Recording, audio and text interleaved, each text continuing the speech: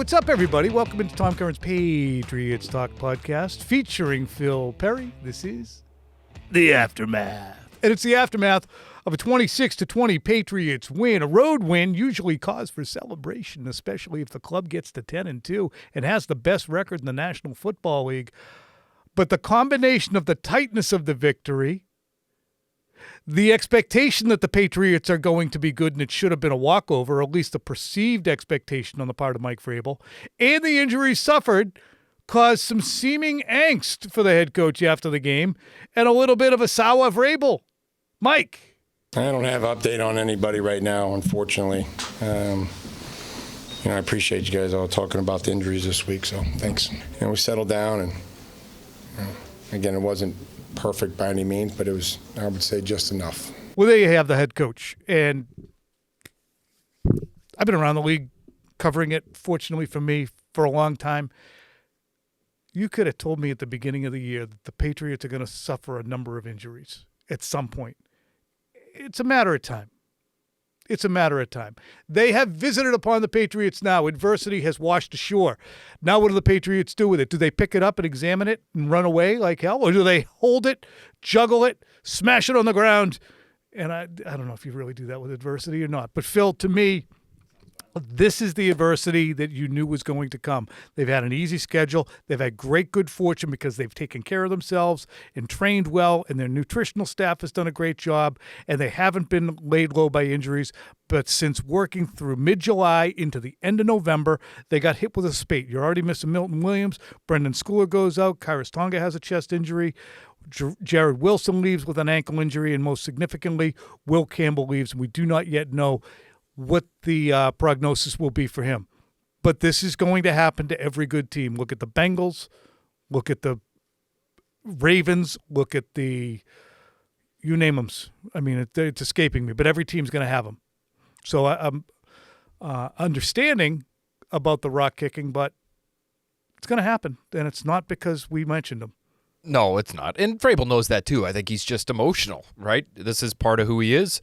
We're sort of experiencing this for the first time. Keep your poise, Mike. You want to be able to know that whatever you say at the podium is going to have a trickle-down effect. Remember that. Keep your poise. It's nobody's fault. Sorry. No, I just think that's who he is. It's part of the Mike Vrabel experience, but things have been going so well for them. And when they did hit hard times earlier in the season, it was so early in the season that it was kind of like, hey, it's early in the season. Everybody take a deep breath here. So just an interesting reaction from him, but an emotional one and not incredibly surprising given what we know about him, which is he's an emotional guy, and he wears his heart on his sleeve. Yeah, just keep your poise.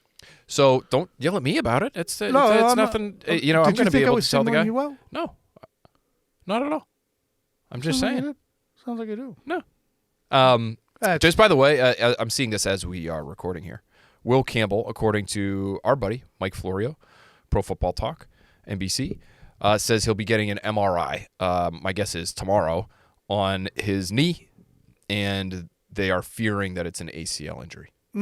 But they're going to get some confirmation on what exactly is going on with Will Campbell after an MRI. Not the greatest job by our broadcasting brethren up at the big level at CBS to not provide one single replay of the Will Campbell injury, but be that as it may, we proceed. It was interesting that Vrabel mentioned as well issues with seemingly the team not being ready to go during the week or on Sunday, and I couldn't tell whether he was referring to, and it didn't seem like he was real keen on follow-ups from the group of reporters who were gathered there, but is he talking about in this clip whether or not it is the players being ready to go for the game or to fill in and do their business? Here's Mike. It'll be a good learning opportunity for us in a lot of phases, and just how important and how critical the week of practice is and being ready to go, because you never know when your opportunity is going to come, and making sure that everybody's on the same page, and a lot of moving parts today. My ears perked up at that too. That felt to me like he saw something in practice this past week that he didn't like. Not necessarily that he was anticipating that players who haven't been getting a ton of reps because of the injuries are going to have to get those reps now this coming week and be ready on Monday night against the Jets. Now, hard to know because, again, we don't have a ton of detail there from Mike Vrabel, but maybe there were. Whether it was a day or a few reps or a couple of days.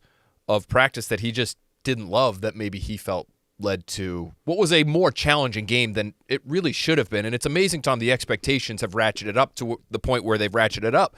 But the Patriots on the road late in the season, before a very late bye, the expectation has become that a team like this one that's played the way it has would be able to roll over the Cincinnati Bengals, and it was anything but that on Sunday. While that's the expectation, are you surprised that it wasn't easy? Because if you have been watching the NFL for a long time, or even for a short period of time, you have by now realized that you're not immune from laying an egg. They kind of laid an egg relative to how they perform. Joe Flacco handed them 7. Ineptitude on defense handed them another 7. They had 2 drives of, I believe, a combined 24 plays that resulted in 3 points. They laid an egg, in essence, today. For them. This would have been cause for great celebration in past years. But this was egg laying for the 2025 Patriots, and they still escaped with a win. So I'm not surprised. It wasn't expected. But if you told me the Patriots are going to win by 6 and not score over 28 points, I'd say, yeah, I'm not stunned. And I think that's part of it. It almost gets back to your point about how, and you've been making this for multiple weeks now, about how this is the good old days. Because it speaks to the unpredictable nature of what's going on right now. Right? Like, if this was a very good team and you knew it, and we went into every single week with high expectations for them, you'd look at a game like this one and say, geez, what a crap performance that was. Got to get this stuff fixed.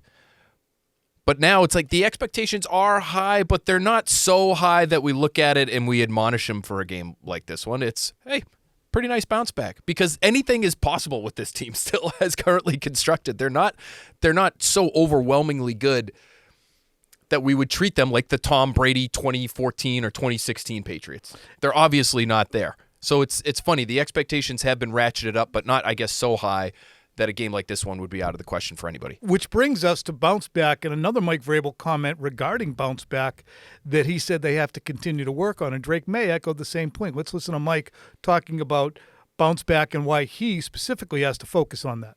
We need some work at that, everybody, me included. I just don't. I saw the opposite of a lack of bounce back. I mean, May throws a pick and then goes on after a 3-for-8 start to have, what the hell did he go? He threw for 294. He went 22 for 35 for 294 yards. It's a career high for him. After throwing a horrendous pick 6. Bounce back, Carlton Davis gets called for a pass interference down the sideline on T. Higgins. They soon after, I believe, turned that into a touchdown on Gonzalez. And Carlton Davis bounces back with play after that pass interference where he's continuing to make plays on the ball and not be shy about it. He ends up with 3 pass breakups. Patriots defense as a whole, really, right? Yeah. I mean, they gave up 13 points in that first half and then didn't give up another score until that touchdown down the field where Christian Gonzalez got beat by Mitchell Tinsley. Why? What's the issue with the bounce back? I'm not sure. Maybe he just felt as though it took too long for them, for the entire first quarter to be maybe as bad as it was. Maybe that was the source of his dismay. I don't know. There are things to be dismayed about, and we're going to get to them in just a minute, but we got to delve into the injuries. The things to be dismayed about are short yardage, and I get some really interesting numbers about long yardage, how they're as good as they could be anywhere on the planet, and short yardage, where offensively and defensively, in close spaces, they are anemic. But first, the injuries. Brendan Schooler leaves, didn't return. Kairos Tonga left with a chest injury, didn't come back. Morgan Moses left with an illness, did return, was in and out a little bit. Obviously, Will Campbell, who Phil mentioned, and Jared Wilson left with an ankle. Milton Williams, did I already say him, already out of the lineup, so you're missing. So when you look at the rushing stats for the Cincinnati Bengals and see the numbers they roll up, you're like, it makes sense. You don't have Milton Williams, then you lose Kairos Tonga. And kind of with Tonga, too, it's a double-edged sword or two-pronged attack in terms of a loss. You lose him as your road grader, lead blocker. Could have used him on the goal line. I wonder why they didn't use Jack Westover. Over. They had him out there on occasion, and that wasn't really doing a whole lot for them either. I wonder if there's not somebody else. Now, Kairos Tonga is a little bit of a – he's not a rare specimen, but he's a really good athlete for Yeah. a guy who's that big. And so maybe they just don't feel like they have anybody else who can do that. But, boy, they could have used him because those short yardage situations are brutal. The biggest injuries to me are the ones on the offensive line because we've made so much of just how much chemistry they've built up, Tom. To have that consistency up front is huge for any group, helps with the communication. You get those two rookies working together, and, boy, you can kind of envision it being that tandem, Wilson and Campbell, Campbell and Wilson, for a long, long time, protecting Drake May's blindside. And you like the idea of that.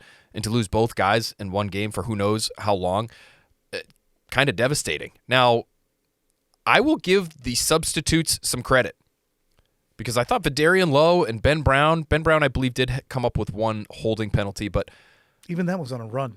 they were And it was okay. like kind of a takedown. Totally okay in my diving. opinion, and this might not continue because the Bengals defense stinks. But there were a number of pass plays where the Patriots were in gotta-have-it situations, and Drake May, I thought, had great pockets late in the game after Campbell's injury. So we'll see what the prognosis is on both of those guys, but that would hurt you, and I bet it will come back to bite you in some way, shape, or form down the stretch if both guys have to miss a lot of time. Yeah, is it going to bite you and leave a hickey-size situation, or is it going to take a whole big old chunk out of your flank? We don't know yet. Every time I looked at Vidarian Lowe and said, I wonder how this is going to go, absolutely fine. I mean, he was absolutely fine. And he did have games last year that were good. He also had games where he looked like a mannequin. So you're looking for more of the good games as opposed to mannequinning games. I have notes here. I just want to reel through them. No. I want to give you some of those stats on third down numbers to show the red zone ineptitude. Hold, play your Jeopardy music. We'll be right back. All right, ladies and gentlemen, you're going to like this stuff. Because if you've been sitting there watching how the Patriots can have 3rd and 11 and you say to yourself, I bet May's going to make a play here. You're not wrong. On 3rd and 11 to 15, the Patriots have seen 19 plays on which they threw. They've seen 23 plays overall. Okay? 3rd and 11 to 15, they've thrown the ball 19 times. That's the third most in the league. On those 19 throws on 3rd and 11 to 15, they've gained 212 yards. Whoa. That's first in the league. It's an average of 11.16. They've converted 7 times. They are converting 3rd and 11 to 15 36% of the time. On 3rd and 10, you maniacs, they've only faced 5 of those, exactly 3rd and 10. But they have 84 yards on those plays and have generated 4 first downs. So they're 80% on 3rd down, on 3rd and 10. So from 3rd and 10 to 15, they are 11 for 24. Damn near 50% on 3rd and a mile. Let's make a flippy floppy. On 3rd and 1, the Patriots have run the ball 12 times. They've gained 38 yards. They've got 7 first downs on 3rd and 1 runs. That's 20th in the league. On 3rd and 2, they've seen that just twice. This isn't going to be as good. They got a first down. But the conversion rate on 3rd and 1 or 2 of around 50% is not good.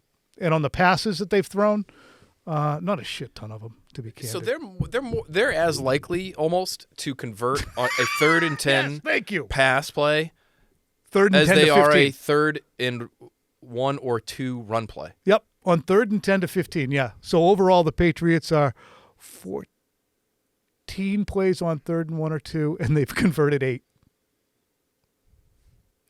That's amazing. It's not all that surprising.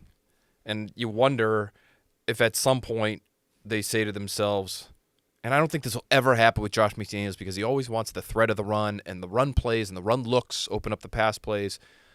But, Tom, they're just so ineffective every week running the football. Today, and again, a lot of these were stops at the goal line, and so when that happens, obviously your yards per attempt are going to go way down. Ramondre Stevenson, 6 carries for 5 yards today. Travion Henderson was 18 for 66. They, as a group, when giving to the running backs, you were under 3 yards per carry today. That includes a Terrell Jennings run, 1 run for 0 yards. That was another one of their field goal line runs.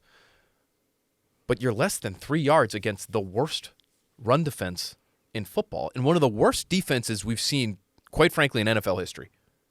Whether you're looking at DVOA, this could be the first group, and almost 300 yards will help them toward this end in terms of making history, a bad kind of history.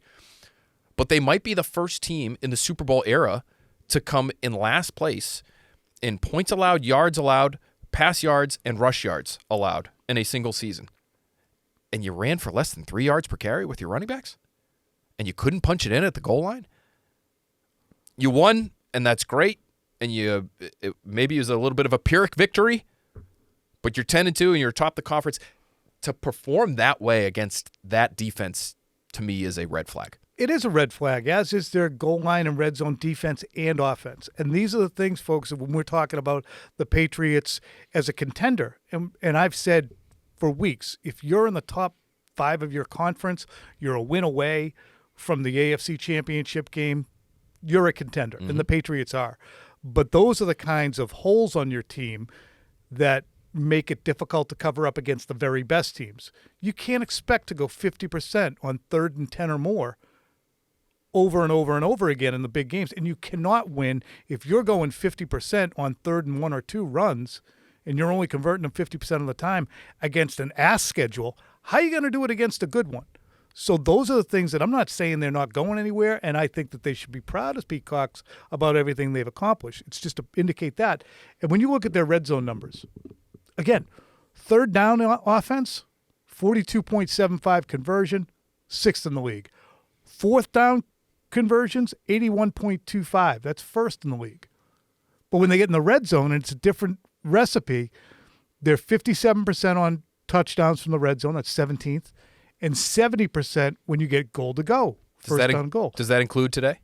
I don't know, man. Okay. It's 21st. This does update pretty quickly, though. Okay. Because they were 0 for 2 in the red zone on Sunday against the Bengals. This does update pretty quickly. NFL Jesus.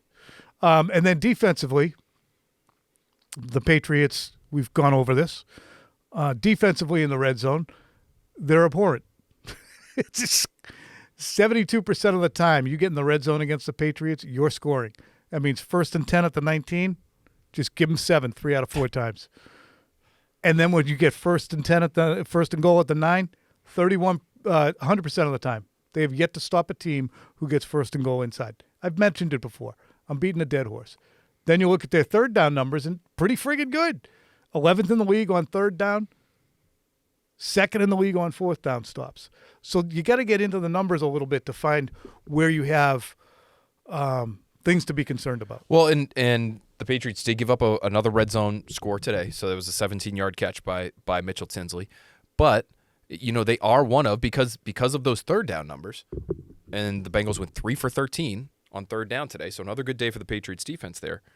But because they've been good on 3rd down, the volume of red zone attempts that Patriots opponents are getting is way down.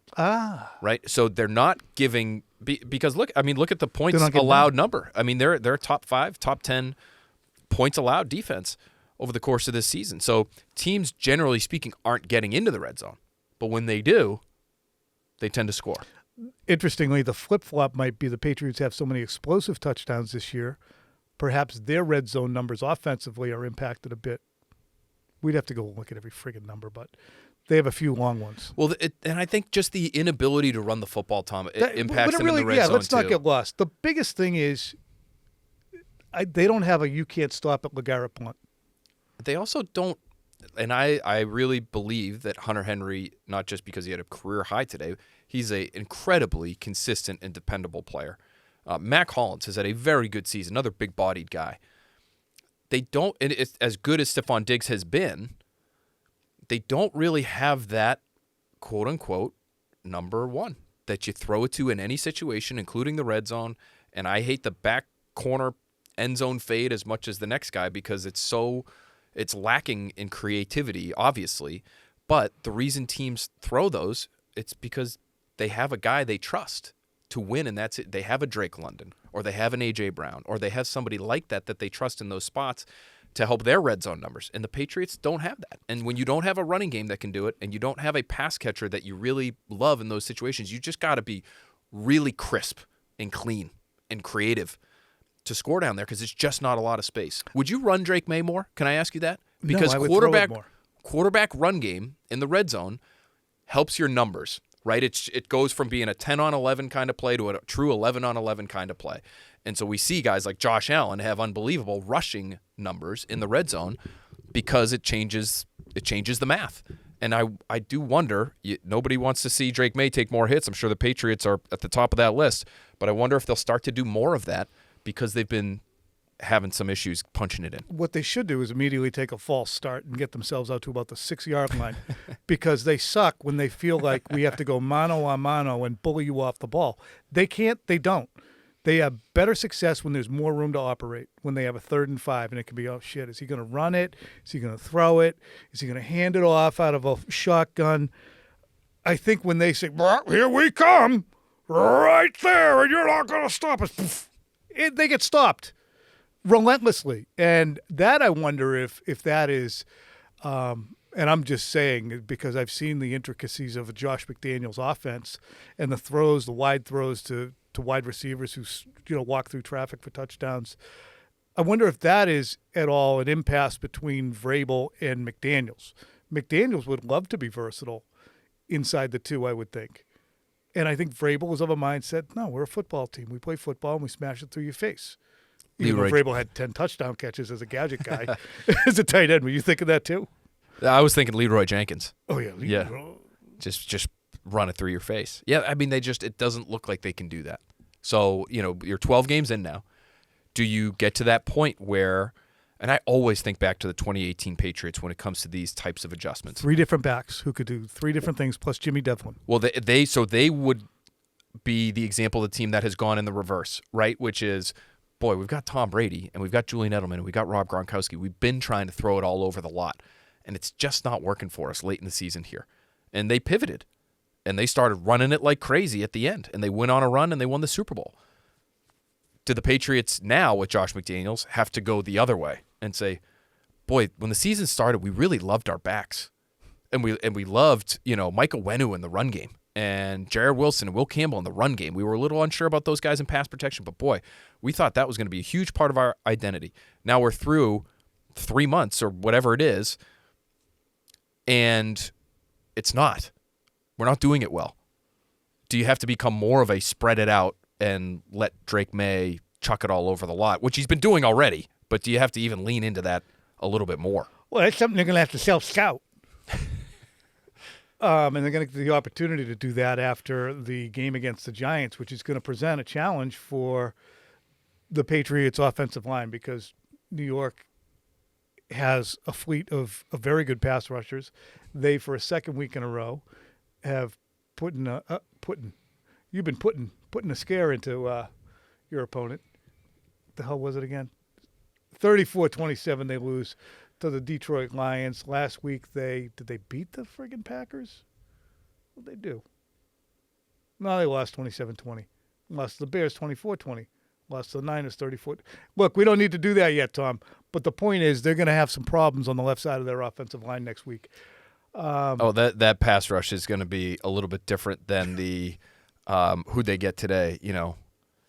T.J. Slayton, Miles Murphy, B.J. Hill. I'm trying to look at some of the players that the like Bengals would have had rushing. It sounds like a 70s band.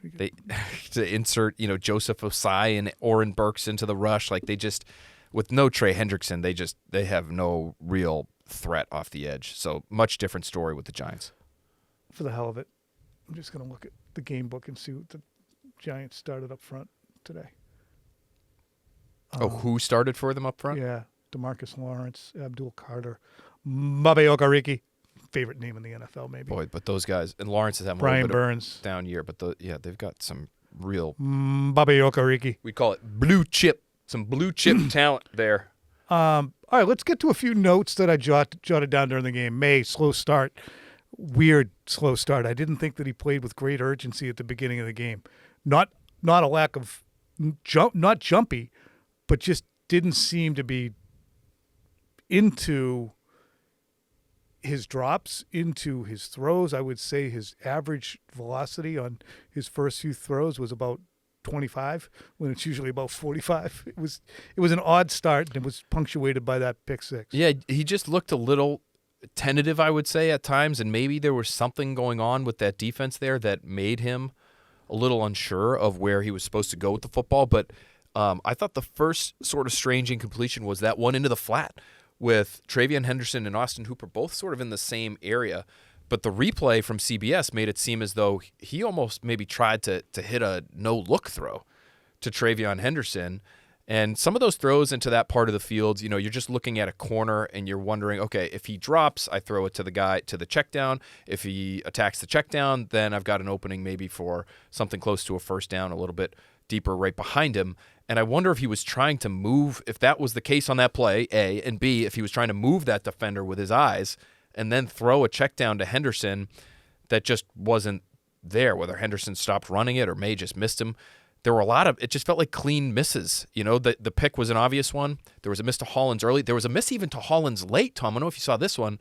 Crossing route where Trent Green said, I don't know if he's trying to throw it away there or if that was a miss or what. In the replay, it showed, it was hard to see from the initial camera angle, but the replay showed, he threw it way behind Mac Hollins, like 2 or 3 body widths behind Mac Hollins. And so it just felt like at different points throughout the course of the game, even though he ends up throwing for, I think it was 64% or so, which isn't horrible, it just felt like he had no feel for the football almost. It just was coming out of his hand so strangely. Man, I just thought he was really tentative. Then he got hit and he played normal, which is something we talked about in the summer. Like maybe just run him at the beginning of the game, get him hit, and then he gets into it. Even Josh McDaniels has acknowledged that there are guys that have that. And I don't know if he was when he mentioned that earlier this season, if he was thinking of Drake May when he said that, but it does feel like that might be part of it. Like just run him once, get him if he has to take a little shot or slide, if that little bit of contact, if that getting his heart rate up just a tad allows him to settle in. I don't know. We'll wrap it up after this. We got plenty to get to on Tuesday, and Tom Curran's Patriots Talk in Tom Curran's Patriots Talk podcast for Tuesday. Abbreviated week this week, kind of, folks. So we're going to be working ahead a little bit. That's right. Just to be informed out there. But were you surprised at what's the reason Travion Henderson got so many more carries than Ramondre Stevenson? I was. It was almost like the roles were reversed from where I thought they would be when the season began, where Henderson got the start, got a bunch of between the tackles carries on early downs. 18 for 66. And then we saw, and he obviously got the majority of the touches, the vast majority of the touches. But then we saw Ramondre Stevenson in for some passing down situations, and my guess is, Tom, because they feel more comfortable with him as a pass protector, they don't mind flipping the roles like that. Do you think this is just a get Ramondre's feet under him kind of situation, and next week we could see the touches completely flipped? I hope so. You do? If you're a Patriots fan. You do.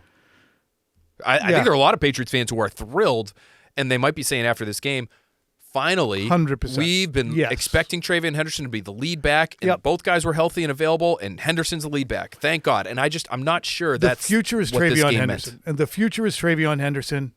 He is going to be a good player for this team for as long as through his first contract, knocking on wood that he stays completely healthy. He'll be a good player. But to me, Ramondre Stevenson has a set of skills still in 2025 that Henderson doesn't. Did you see it all the time today?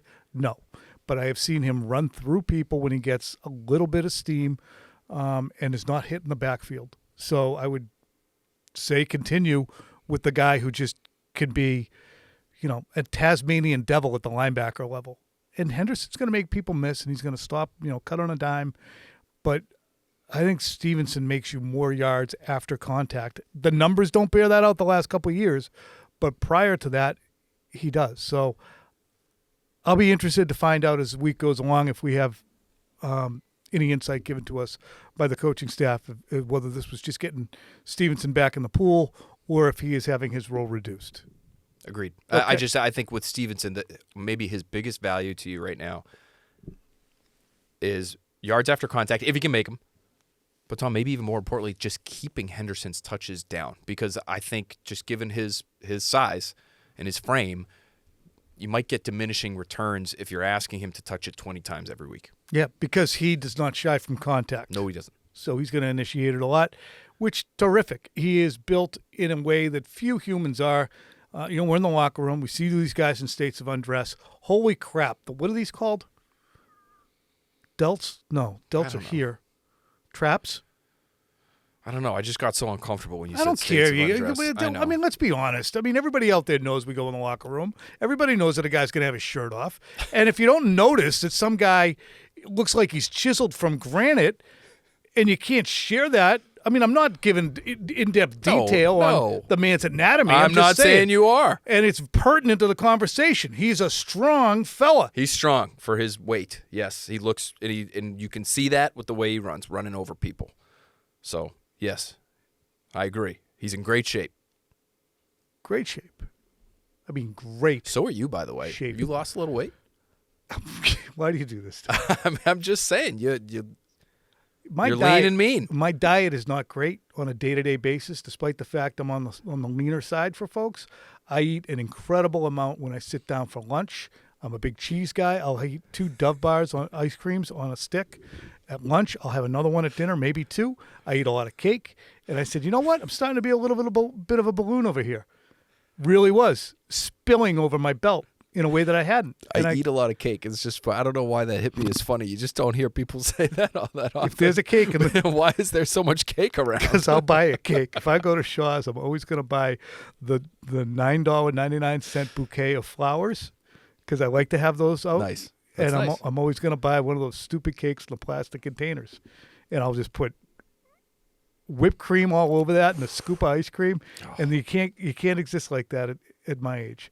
So since last week, can't beat that either. I was 193, which is heavy for me. Not a guy who's lived on the wrong side of 190 much. And I think I've lost like 5 pounds in 3 days. That's what I'm saying. Weird. Listen, you set your mind to something, you're going to get it done. I believe in you. Yeah, I don't know. Good job by you. I don't know if that's a good trait. Whatever. Believing in yourself and making things happen, I'd say that's a good trait. Nah, just obsessing about whatever it is. It's in front of me. Now I'm going to do this. All right, ladies and gentlemen, that's enough. I hope you checked out before that started if you weren't really interested in hearing it. Thank you. Bye. I shot a 90 on Saturday, too. It sucked. I can get off the tee now, but my second shots were horrendous. We continue to work at it. Grind.